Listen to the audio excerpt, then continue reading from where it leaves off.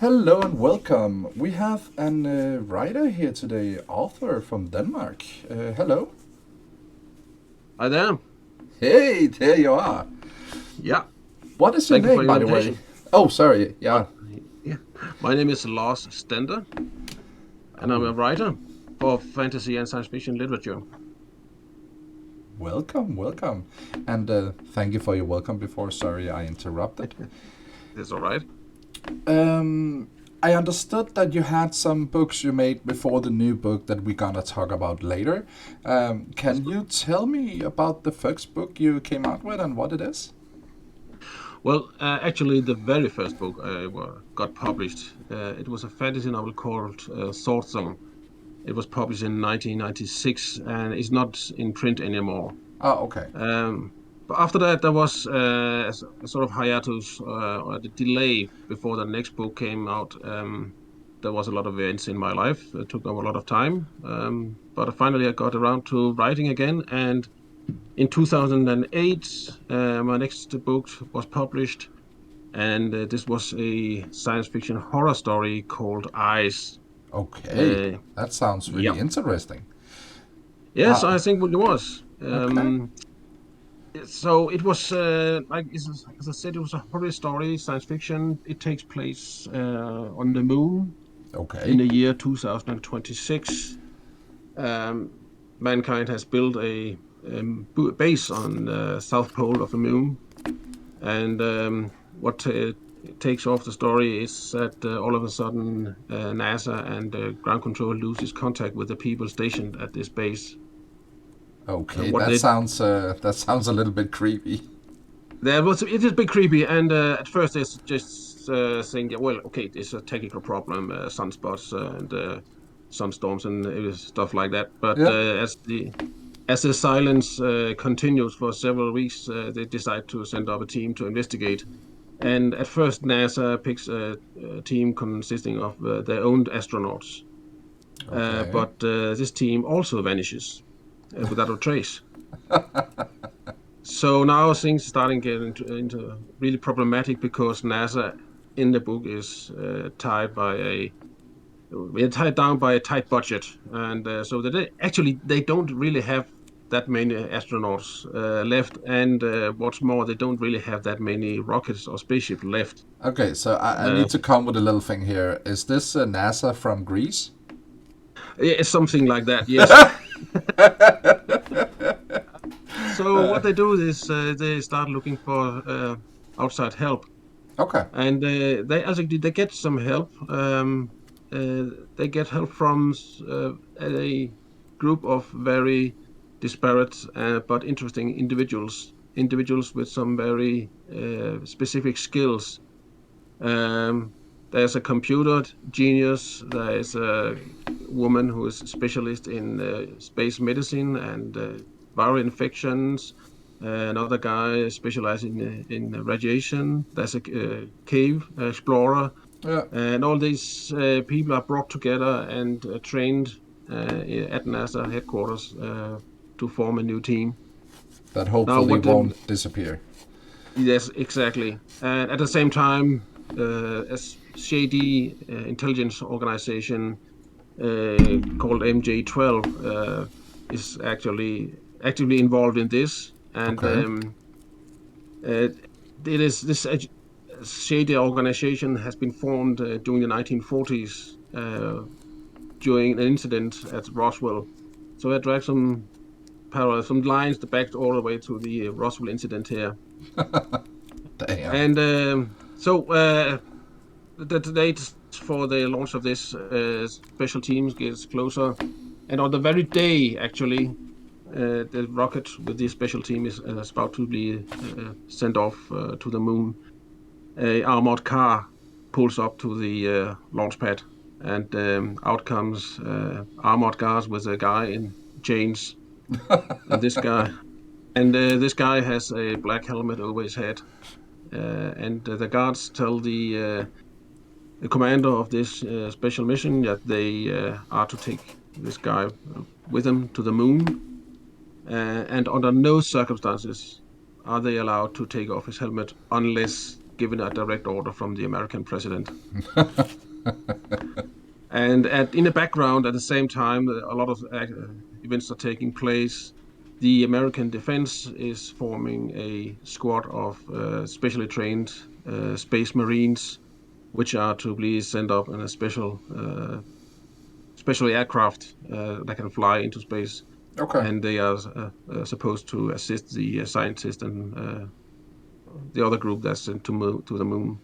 Damn, And man. from then on, it's the events start to take place very rapidly. These people get to the moon. Some of them, not all of them. There is an accident on the way, and of course, at some point, the guy with the helmet gets involved, and his helmet comes off, and all hell breaks loose. Okay. So that is the start of an older book from 2008 called Eyes. That's right.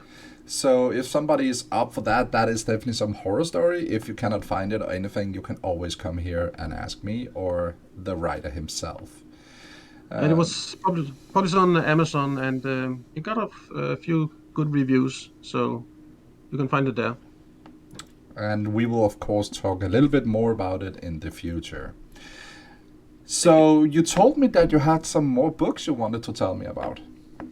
That's right. The next project was a fantasy book called Mandigo, Mandigo, Mandigo.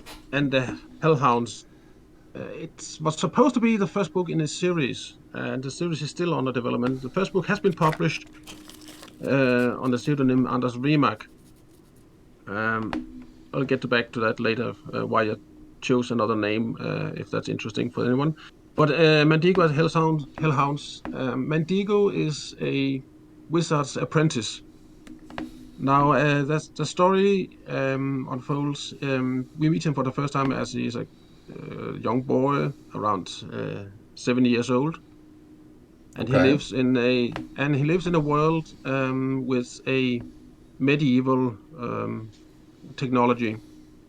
So we're He lives definitely in a back in time. Yeah, we're back in time, but at the same time, we are actually in the future because now here we have make a little jump in the storyline. Okay. Um, what happened is that there has been an event called the Storm.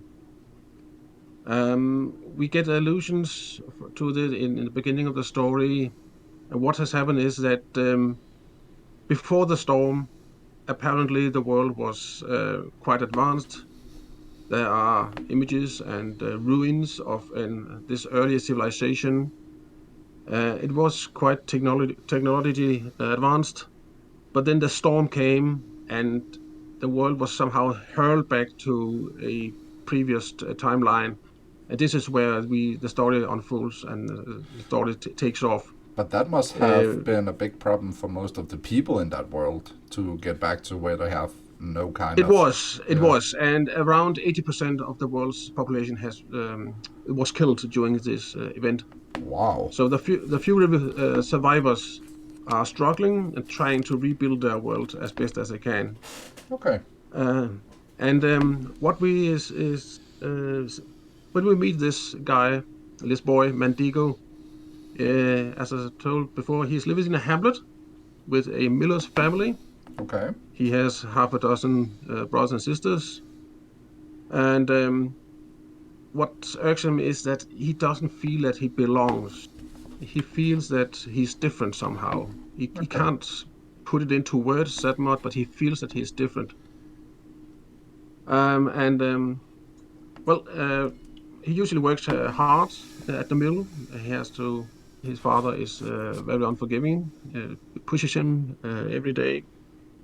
He does what he can, but he's not happy. Then one day, he has to take a bag of flour into the forest. At That age what? Yeah, the son, yes, he's 7 years old. So this is not a big sack of flour, a big bag of flour. This he can carry it with some difficult, some effort. But he Okay. is told to go into the forest with this sack of flour, and he is to bring it to a old woman called Greta. and she's a white witch, and she practices herbal medicine and stuff like that, and helps the sick people of the hamlet. And now she needs some flour, and Mandigo has to bring it to her. Okay. So as he carries out this bag of flour towards the forest, he has to cross a creek, small river, runs close to the hamlet. And when he comes to the river, he hears a child crying, a baby crying. It turns out it's a small girl drifting down the river on a makeshift raft. He wades into the river and he saves the girl, the baby girl, brings her to the shore. And his first intention is to take her back to the village and give the girl to his parents. Yeah. But he's prevented from doing this because of a big stag that appears on the path before him. Okay. And this stag with is a 12-ender. It's driving him across the creek. There's a small bridge, and he's driven. Mendigo was forced across the bridge to the other side of the river and into the forest. Okay, And the so he stag, he was still on the Hamlet side before. yes, he was still. He brought the baby girl on the hamlet side of the river Okay. at Yeah. first, and then the stag appears on the road and forces him back across the river into Yeah. the forest. And as they walk, more and more animals join them: squirrels, wolves, birds, uh, you name it.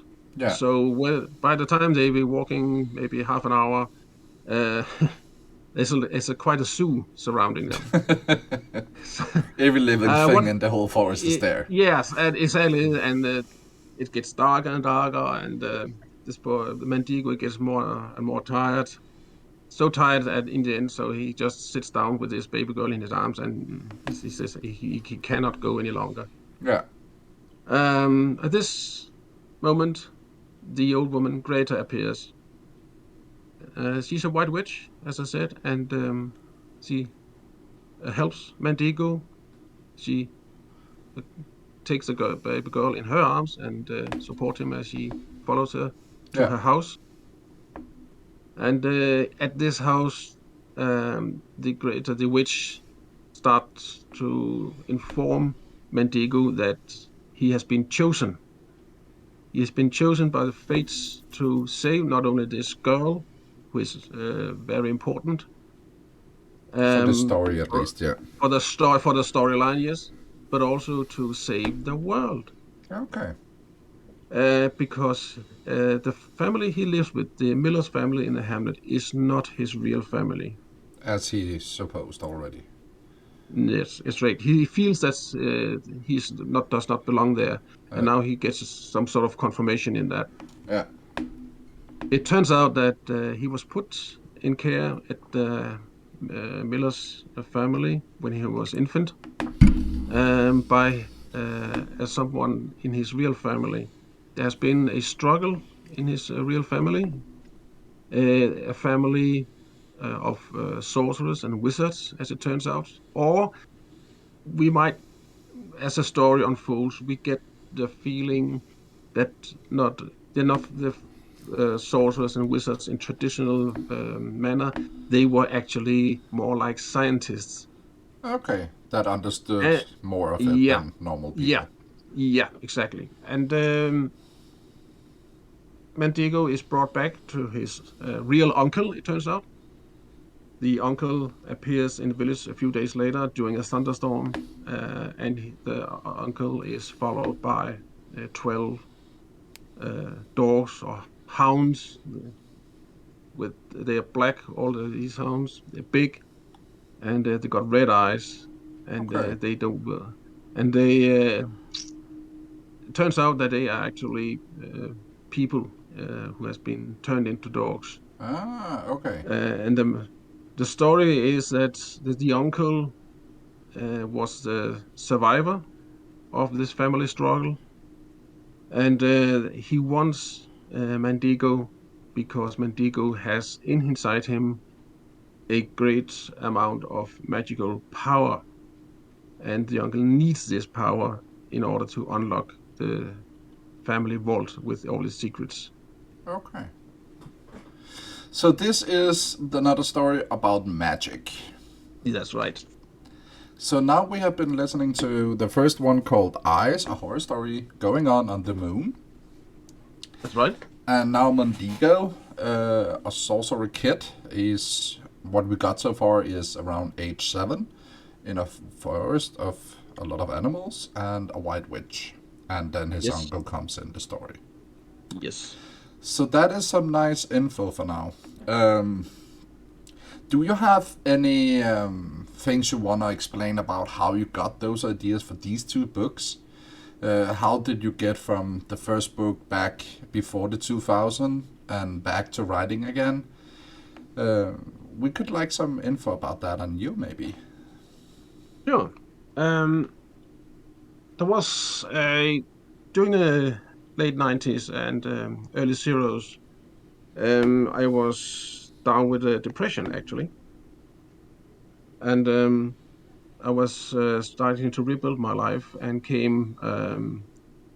I came out on top in the end, but I have to go through a lot of different jobs and stuff like that in order to find myself.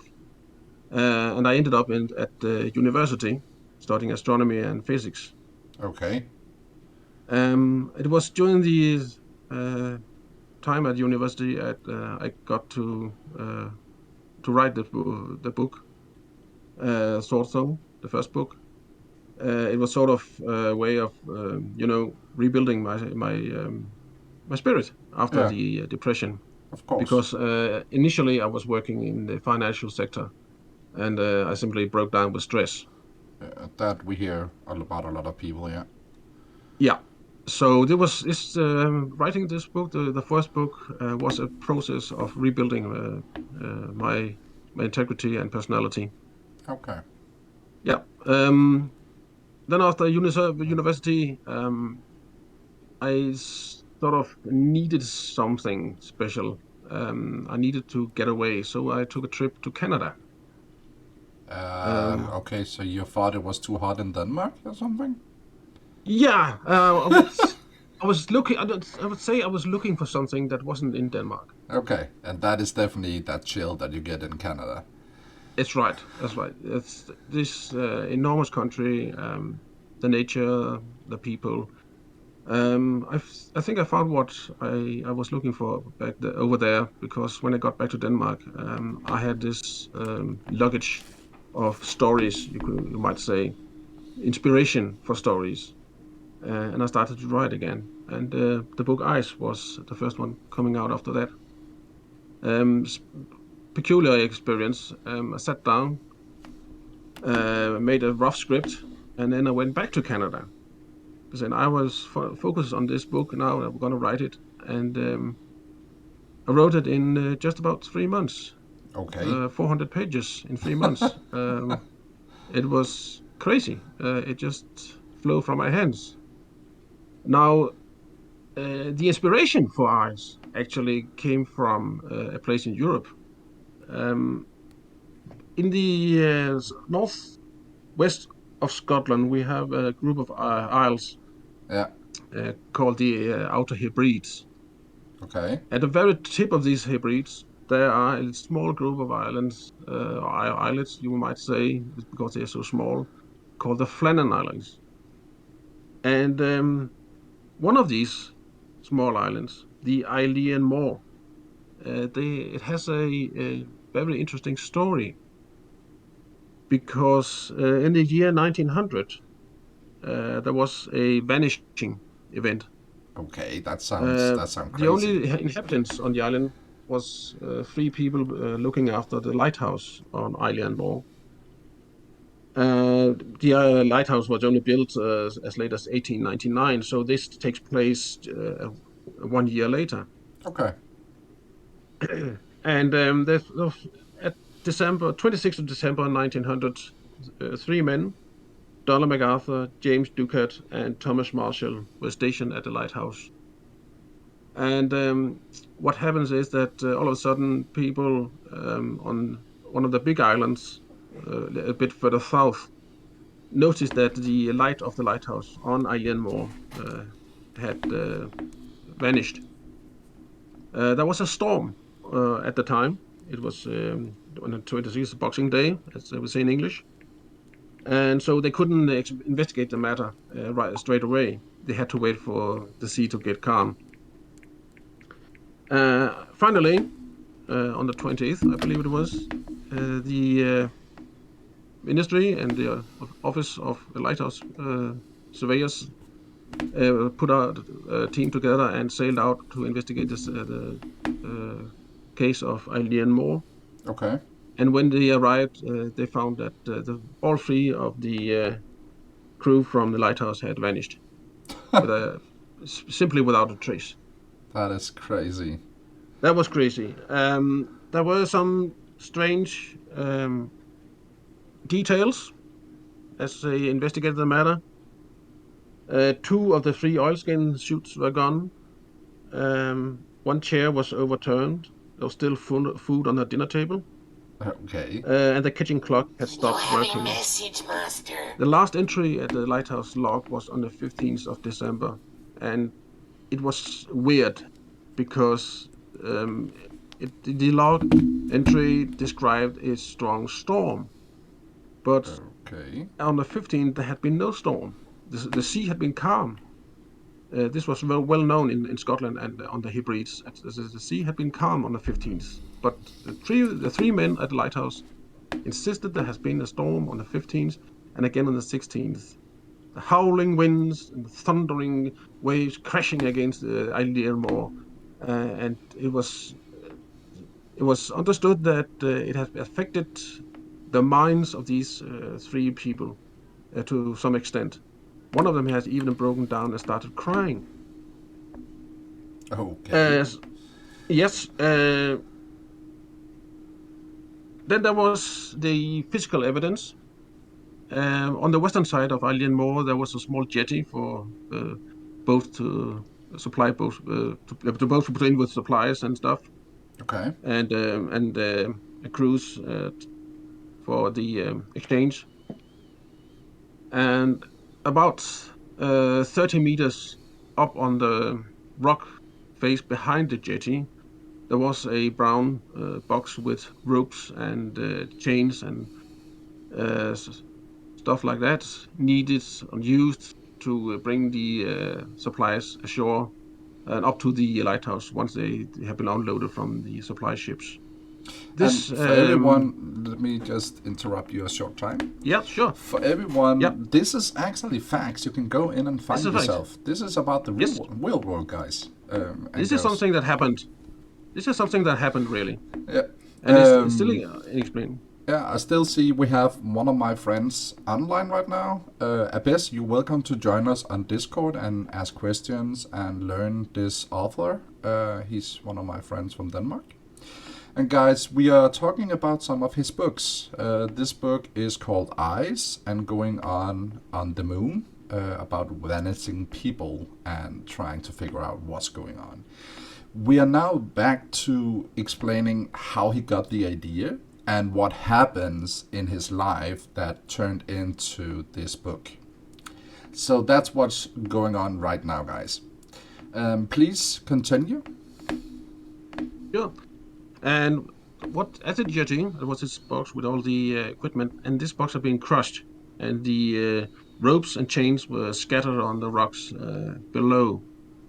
Further investigation into the matter, the island also revealed that at the top of the cliff, that will be something like 50 meters above the jetty, that the top layer of soil had been scoured from the rock all for a distance about 10 to 15 meters inland, as if Okay. a very violent event had hammered against the cliff and scoured this turf and soil off the cliff.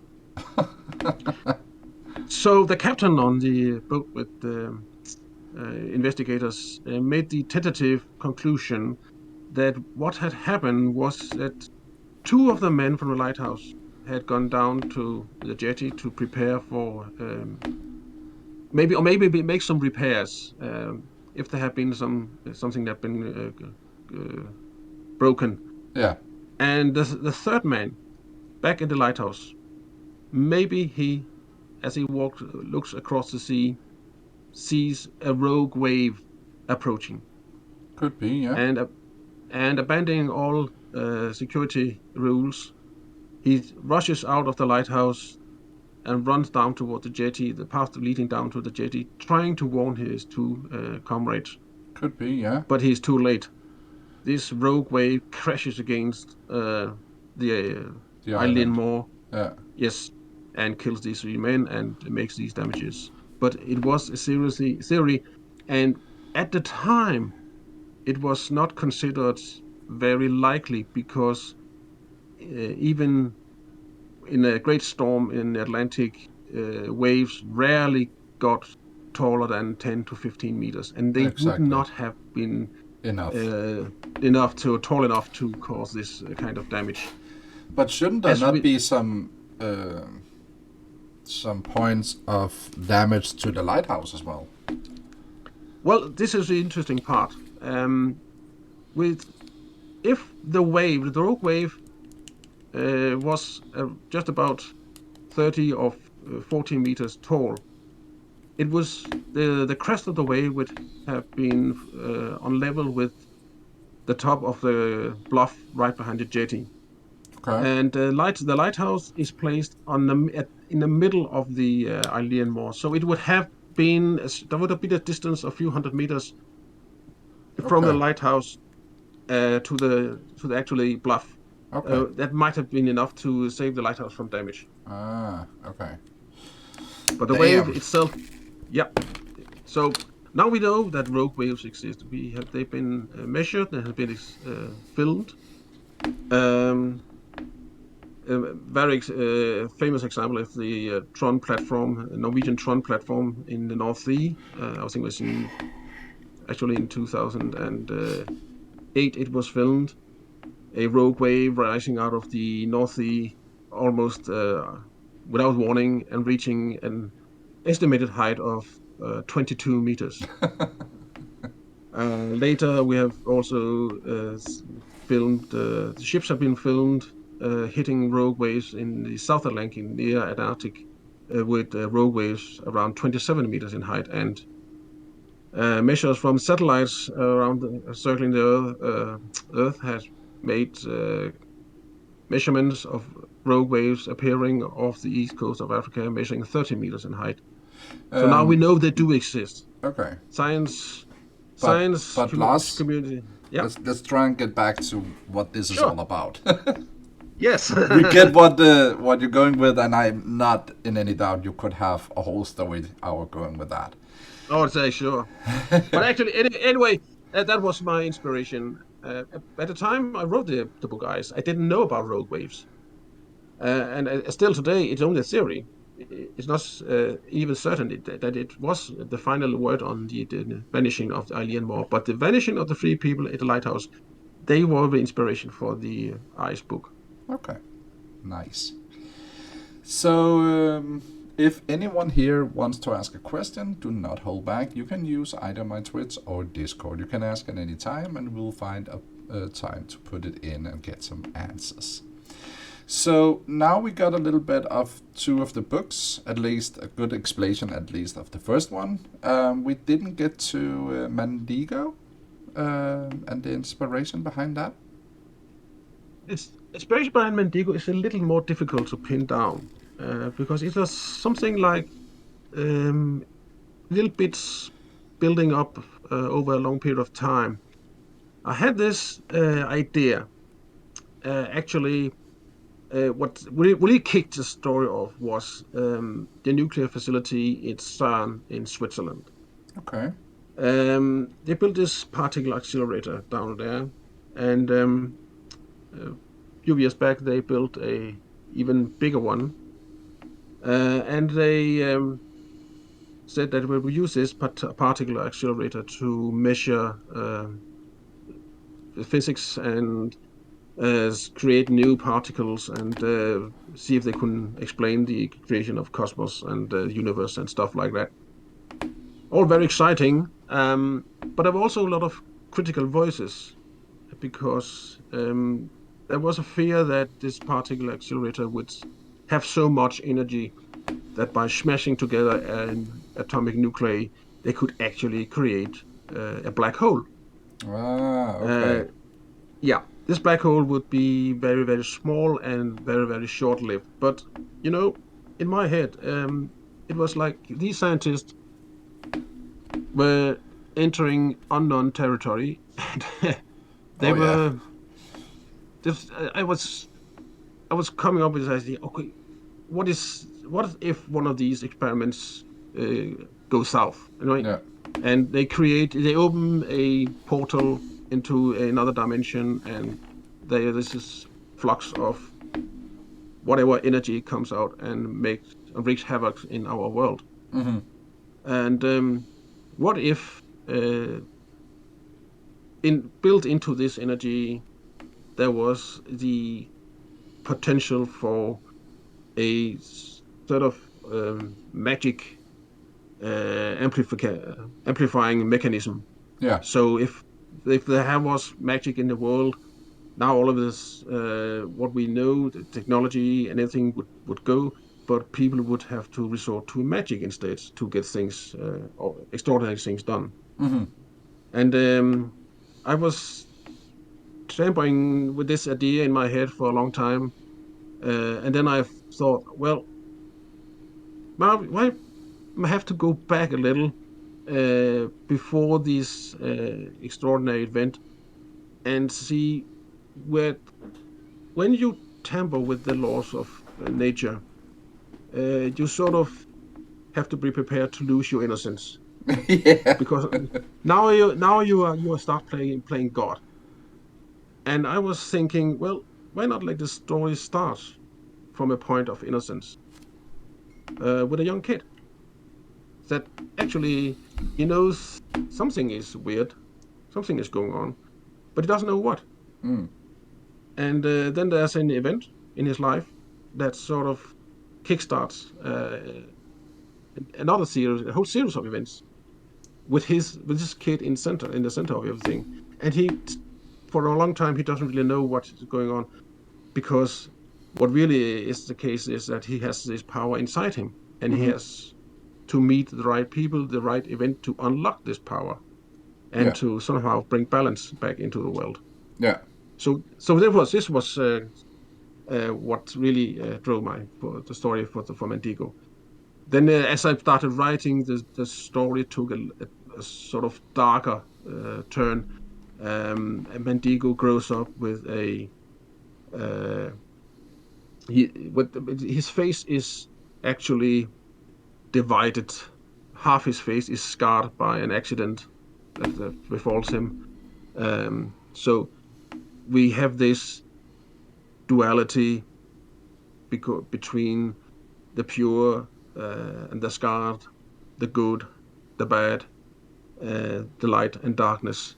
So there's a lot of going on here also. Okay. Yeah. So we definitely had some good explanations both about the books that we have been reading high for all of you, and now also a really good explanation about how you got there. So Thank definitely you. no doubt that is definitely something people want to know.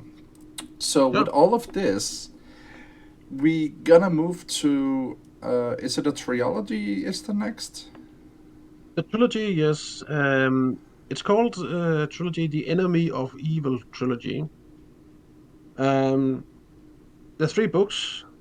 First book is Rise of the Winged Lion. Second book is The Hell of Heroes, and the third book is called Warrior Supreme. This is fantasy. Sorry, a science fiction story. It takes place roughly 5,000 years into the future. Mankind has colonized a large portion of the Milky Way galaxy, and they've gone through a series of wars, actually, Okay. because in the beginning, mankind tries to build his empire on democratic values and stuff like that, as we want to inform our world. But quite soon the democratic forces are subdued by these mega cores that builds uh, enormous fortunes out of mining and trade throughout Okay. the universe. Yeah. And at some point, there is a conflict when these megacores takes power and sort of steer mankind into another direction. Most of the people, most of human beings are actually turned into some kind of slaves for these megacores. Not all of them, because there still have to be some people who can buy the stuff these megacores produce, of course. But anyway, these megacores soon hits another snag because they meet a race of aliens called the Vorg, and the Vorg are simply brutal, brutal. So they are not They friends with the human beings. no are not friends with the humans beings. They simply eat them for breakfast, and that's it's and that's literal what they do. They eat the humans for breakfast. Damn. And so, at some point, when humanity's very survival is on the line, the surviving uh, directors of the megacores they make a deal with the Vorg, and they say that if you let us live, we will play by your rules. We will aid you, uh, get more food, and stuff like that. Yeah. If you just give us a little space to of our own, and the Vorgs agree. They actually formed this alliance, and for the sake of conserving energy and uh, send off star fleets to conquest other parts of the galaxy. What happens is this new alliance forms the life for ordinary human beings, and for that matter, also aliens. The Vorg, they are not really discriminatory. They are terrorizing both humans and other aliens. So what happens is that the life of ordinary people gets even worse. Okay. They are barely living subsistence, and most of them doesn't reach the age of 30 before they are worn out or killed. But something is stirring in the backyard of this empire. A young hunter uh, called Tyrant Brand is out one day.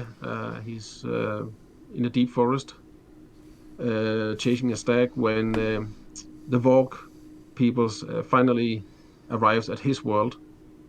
But as he tries to defend his people, most of them are killed, and his sister, among others, is shot right before his eyes.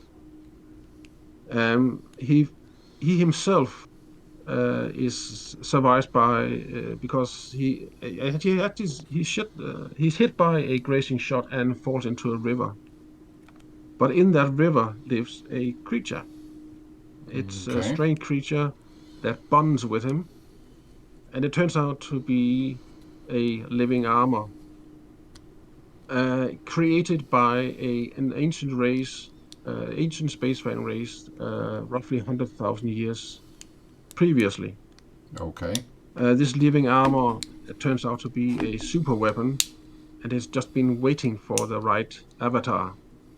And Tyron and this living armor, which actually is called itself the Winged Lion, Lamasu, the Okay. Winged Lion, they start fighting against the Vorg and the Megacores, and slowly they build a revolution and a struggle against these oppressors. Okay. So Damn. this is, yeah. And what it turns out that the Lamasu uh, is actually also known on the old Earth. He is the inspiration I got for this story is actually found in the ancient story of Mesopotamia, particularly the story or history of Acadia and the Assyrian empires. They had this guy in the pantheon of these empires called Nin Urta. He was a warrior. He was son of the supreme god, and Nin Urta had this weapon, Sharu. It was a staff. It was talking to him. It was a sentient, Okay. and with this staff, he also had a powerful staff. He also had an armor, in an armor that could change its shape.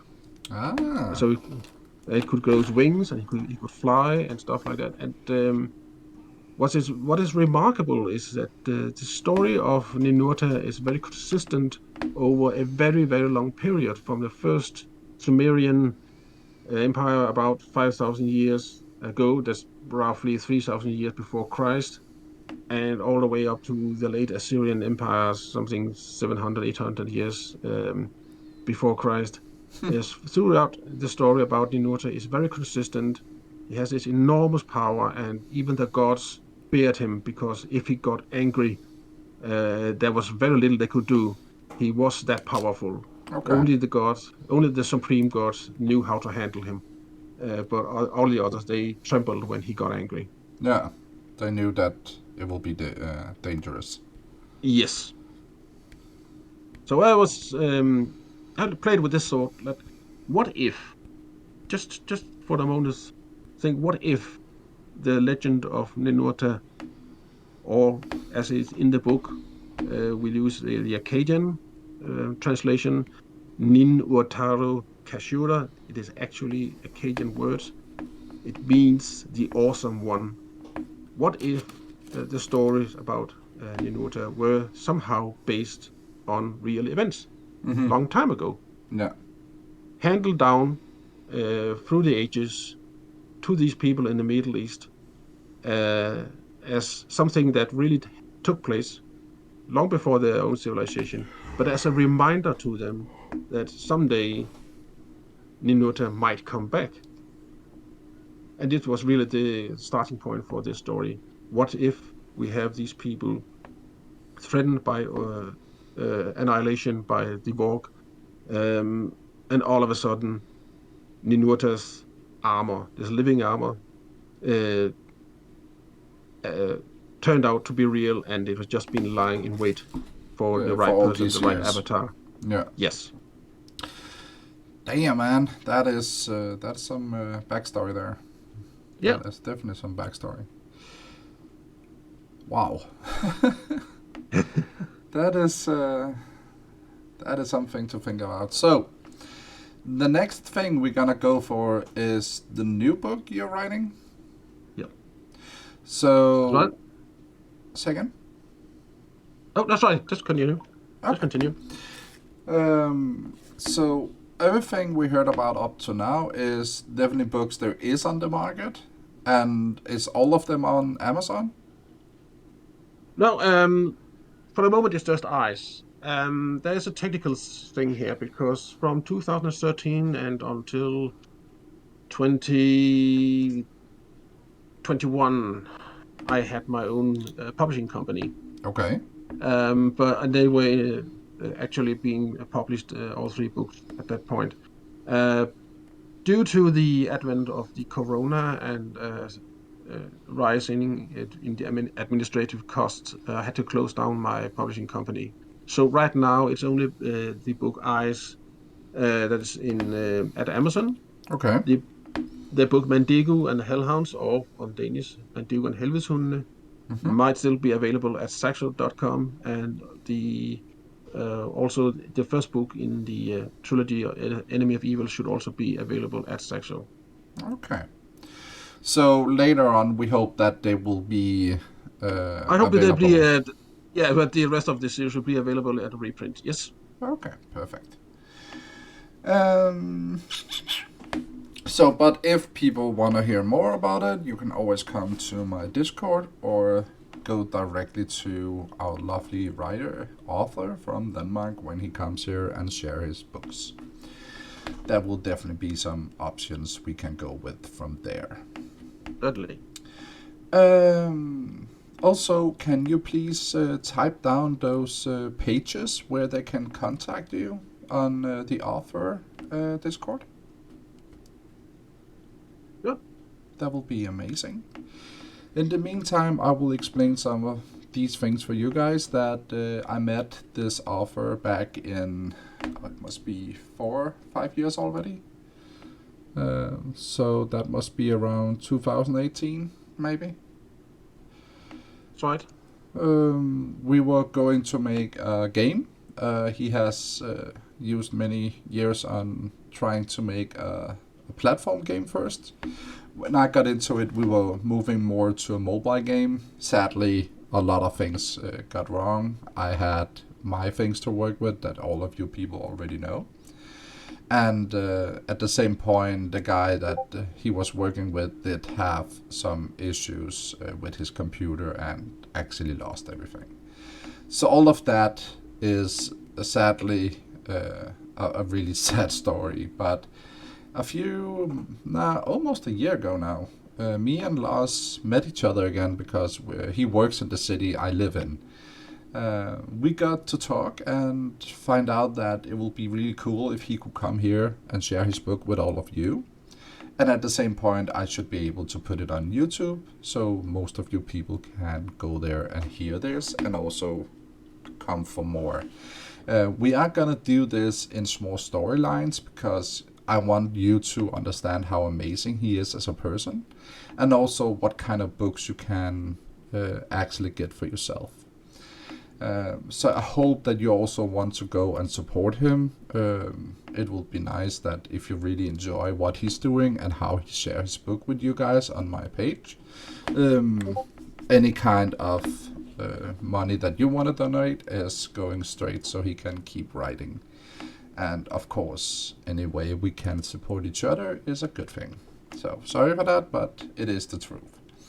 So we are now actually, this was the whole thing that was gonna get this started, was his new books. And I really want you to understand that those books you're gonna hear about now is that what is going to come. And they're quite amazing. And I must say, last time I heard about this, I was really looking forward to hear more. Sadly, the first review we did showed up that it has no sound on YouTube, so sorry for that, guys. This time it has been checked and it will be uploaded. But for now, I want to hear, Lars, can you please tell us what is this new book all about? Well, this new book is called Cimarron, Warrior of Worlds, and it is a fantasy story. And if you know the Game of Thrones and Conan, the Cimmerian, you have some idea of what is going on. It's something of a mixture between these two, with a twitch of some extraordinary stuff behind it. It takes place on a world called Mundu, and it has nothing to do with Earth. Okay. A faraway place. What happens is that we follow this young boy, Simon, who grows eventually into a formidable warrior. But before that happens, he has to go through a lot of hardship. Um, for one thing, what sets him apart is that he has two mothers and four fathers. That sounds about something that the Nordic mythology has. Yes. So what already here we get this in this sense that he is not created the normal way, and he has not been created the normal way. As the story unfolds, we learn that he has been created with magic, Okay. some kind of really advanced magic. What also sets him apart is that when he's found in the deep forest by a hunter named Gammon in a cold, frosty land called Crotana. He is found as an infant. He's just lying there in a clearing, in the forest, and the hunter really doesn't know what he's to do with it. He thinks it's very odd. He can't find any people nearby, so he brings this baby boy, back to his own village and present him for his wife, Lieni, and they have no children themselves. They have been married for a few years, but they have not been able to get any children by themselves, so they decide to adopt this baby boy. Even though the shaman of the hamlet insists on killing the boy as soon as he sees him. Did you say Uh, Hamlet? yes, hamlet or village. Okay. It's this small village in the middle of nowhere, where the people mostly subsist by hunting and gathering and doing a little farming So good old in the stuff. summertime. Yes. Okay. But the shaman here, when he sees the baby boy, he sees this boy is dangerous. You have to put him down. You have to kill him right away. The reason is that there is a story that goes on uh, some 1600 years before this happens before the hunter finds this boy. There has been a great war on this world, Mundu. It's a war spurred on by a formidable being known as the Radiant.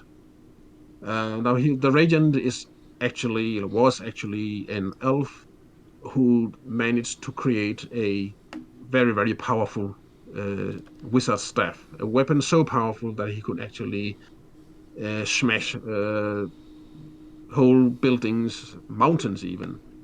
And he wanted to. This the Radiant thought that the world was going down into the pits. The people could not figure out to live together, and so he brought him to create peace. And the only way he could get peace was if he was the emperor above them all. So that's his logic. So he started this war, and he almost succeeds in becoming the master ruler of this world. But he is, at the very last moment, he is uh, stopped and defeated by a group of holy warriors known as Kyrenias. Now, the word Kyrenia actually means shepherd, and the Kyrenias were kind of judges and leaders of the tribes of the time, and they were wizards. They had wizards' powers, and they band together and faced down this Radiant, his army, and an army also behind the Kyrenians. And these two forces meet on a plains called Urumbadir, and finally, after a tremendous battle, the Radiant is defeated. But at the moment of his defeat, he promises that he will return someday. And on the day he returns, there shall be two comets appearing in the sky above Mundu. Now, 1600 years later, two comets appear in the sky above the lands of Mundu, and this baby boy is found lying in the forest, apparently out of nowhere. And yet, everybody living in Mundu knows about this prophecy. They knows about the warning that the Radiant shall return. And the shaman in Gammon and Lieni's village, he thinks that this boy is the reincarnation of the Radiant, and that's why he wants to have him killed.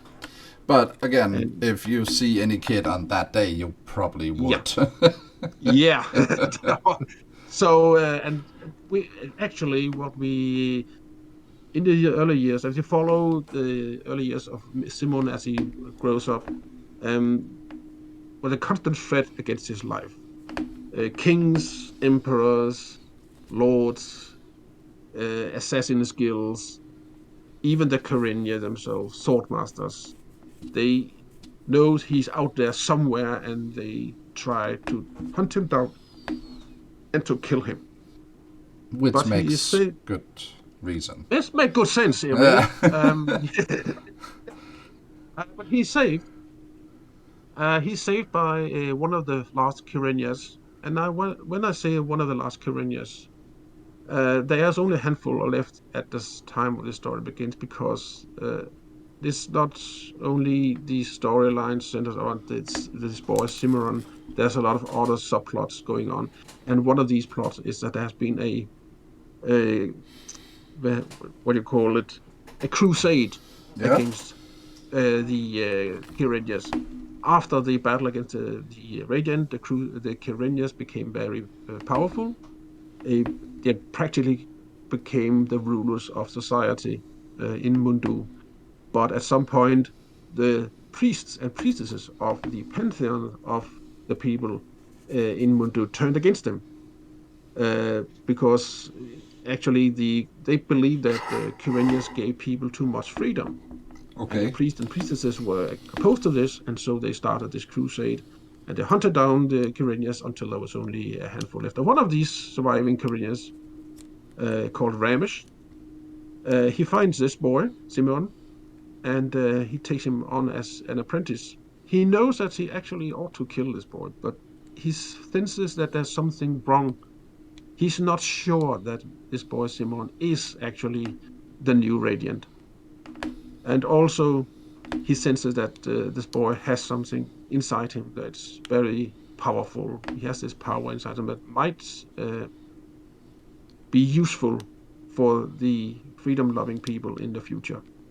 Also, and this is the ulterior motive by Ramesh, he has a plan of his own. He has, in his youth, he made a mistake, a terrible mistake, and he senses somehow that this boy, Simon, might help him correct this mistake.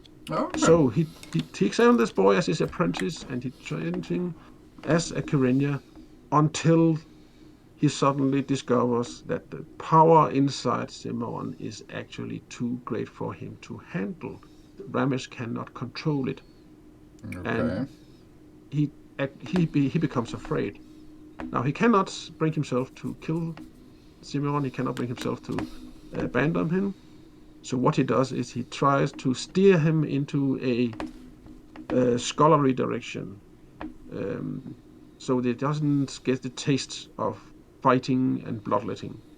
Because then he hopes that somehow this violent, Part of stormy him. power, yes, uh, and this will towards the end of the first book in this series, we we begin to approach a point in time where Simon knows that he cannot any longer obey the rules of Ramesh. He has to find his own way in life, Okay. and he starts to evolve into this very big, this physically big hunk of a warrior, um, with a extraordinary power inside him also. And the real question is, of course, which direction will he take when he starts using this power? Will he Oh yeah. be good or will he be bad? Wow. That is definitely some big story you have going there. I think so. I hope so. So, this is the second time you get to tell all of this. Yes, Did you feel more prepared this time? definitely. It sounds like you had really good setup for what you wanted to tell. There is a good. I've had time to go through my notes and read out the really unimportant stuff and focus on what really made these stories tick, and find the central points that I want to bring up across to the readers and the listeners on this broadcasting. Amazing. And we already have a deal with you in the start of the next month. Yes, right. September The 5th. September 5th. At what time was it? I think it was 7:30 in the evening. Yeah, it sounds correct, yeah. So there you have it, guys. We have even more coming for all of you. That this author, even with his day jobs and his writing on the side, he takes time to come here and share his work with all of you. I can only explain how amazing opportunity it is for him and for us at this community to get what should we call it, a literature part of it. And That's right. as and I said before, that this guy, Lars Stender, is an amazing person. Um, I even met him again today. We train at the same gym.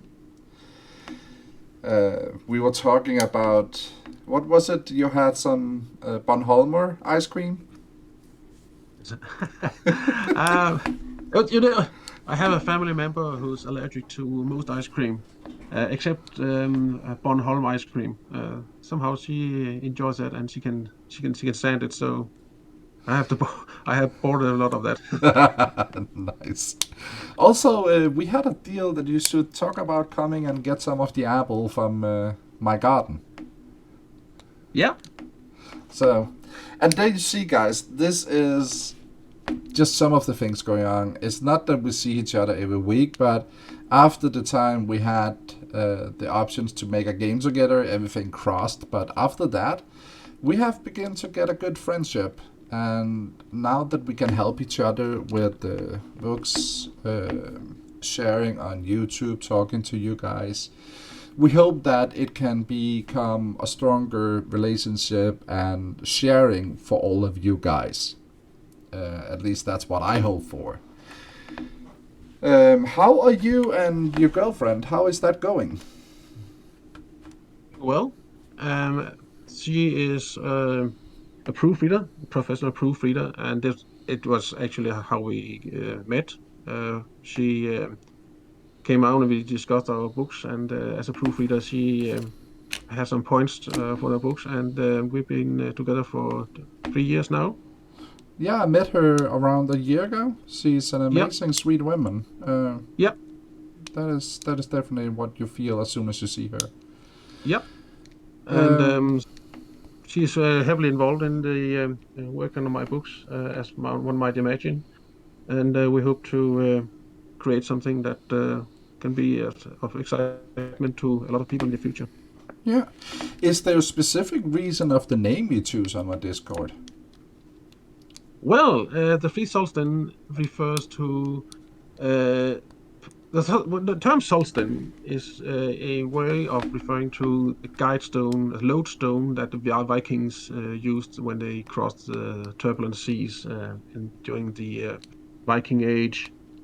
And well, I think this when you take on an enterprise like this, creating a new universe and writing books and stuff like that, it's like crossing or setting sail on a ship crossing this turbulent sea, and we need you need something to point the way and guide you through all this. And well, see, Solstin seemed like, well, we are you, my girlfriend and I.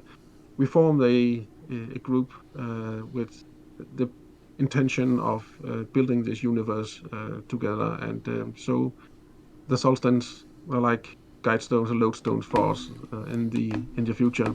Also, these three Solstin actually uh, uh, appears in the Simon story when at the moment of the radiant, uh, when he uh, uh, when he dies in a sort of explosion. Okay. Yes, his power, his this power he has actually consumes him from inside. And when the explosion the dust clears, there are six objects left on the place where he dies. And these six objects, they are three parts of his powerful staff, and then there are three lodestones. Okay. And the three lodestones, they are taken by, and the three parts of his staff, these six objects are taken by the six Kyrenias, the only six Kyrenias that actually survive this battle. And each Kyrenia Okay. picks up this one object and heads off in a different direction. And as the books and the story unfolds, each and every of them, these six objects has their own part to play, and the three lodestones actually start bringing the right people together towards a certain focal point in the story, where you might say that all the fates of the world are actually decided. Damn. So there was a reason with the name. there was a reason with the name. That's really cool. So now we heard that you. I didn't get it. When was it you start writing again? Sorry. When I started writing again, well, it was around 2006. I No, picked up not the this pen book. again. I mean the whole thing when you started out as a writer. Oh, whole thing, yeah. Well, the Cimarron book. The notes for Cimarron was actually started something like 3 or 4 years ago. The actually process of writing began about 8 months ago, and it really took off around the new year. And the first book and the manuscript for the first book was completed as late as June the 1st. And now it's going through a editing uh, period and then proofreading. And Okay. hopefully this process will be finished around, let's say, October, November. And then the actually printed version, depending on how fast we can get it published, sometime during 2023. But I have a question here. Are you gonna publish yourself again? I don't know. It, I'm not sure I will. If possible, I will try to get a publishing company to do it. Simply because publishing today is a very complex and time-consuming process. Um, Part have to do with the fact that what you're dealing with um, is actually selling rights. When you have written a manuscript, um, you have to break it down into rights, and Okay. then you sell these rights to the publishers, and each right is treated treated differently. Let's Okay. say you wanted to sell your book as a audiobook. Now, Yeah. audiobooks is a very big market today, and it's growing all the time. Yeah. Um, what you can do is say to, let's say you have a publisher in Germany or Great Britain. I will sell you the rights of the printed book and the ebook, Yeah. but the price you're offering for the audiobook is not uh, high enough or not good enough. So I retain that for myself for the time being, and then I have the opportunity actually to sell the book as an audiobook through my own company if I choose to. Okay. The publisher in Britain or Germany may not like it, but if they have signed a contract for the printed version or and the ebook, uh, they are bound to obey that contract. They Okay. can also say, well, we will pay you more for the audiobook, but if they do not present an audiobook within, say, 3 years, then the rights for the audiobook Okay. reverts to me. So it depends a little bit on the circumstances. Yeah, I can hear And that. what I would like to see, because the universe of Cimarron is actually so big and complicated, so I would prefer to focus on what I do best, and that's writing Yeah. this story, and then let other people publish the book if that's Hmm. possible. Yeah. Whether So. that turns out to be the formula is still uncertain, but I would like to do so because um, if you have your own company, um, you also have to prepare to spend a lot of time on traveling to book fairs. You have to spend a lot of time on administrative works. You have to spend a lot of time on marketing and stuff like that. And well, It simply removes the fun. for some reason, there's only 24 hours in a day. So, and if you have a day job to take care of, also, well, the math doesn't add up. Yeah, exactly. So, yeah. But we'll see where it goes. Hopefully, there will be a publishing company in, say, Europe or Britain, or for that matter, in Far East. We actually start, my girlfriend and I, we start as soon as possible. We will start pushing the book towards the Eastern market. She has That sounds connections like a out good there, idea. and yeah, and we hope to make good use of them. Yeah. So I think that is enough for today. We have been going on for an hour and 10 minutes. Wow, Yeah, the time flies when you have fun, right? that's right. So we will close it off here, guys. I will say thank you so much, Lars, for coming along. Thank you for inviting me. You're always welcome, my friend. And I must say, personally, I'm looking so much further for, again, hear about most of the books and what's to come.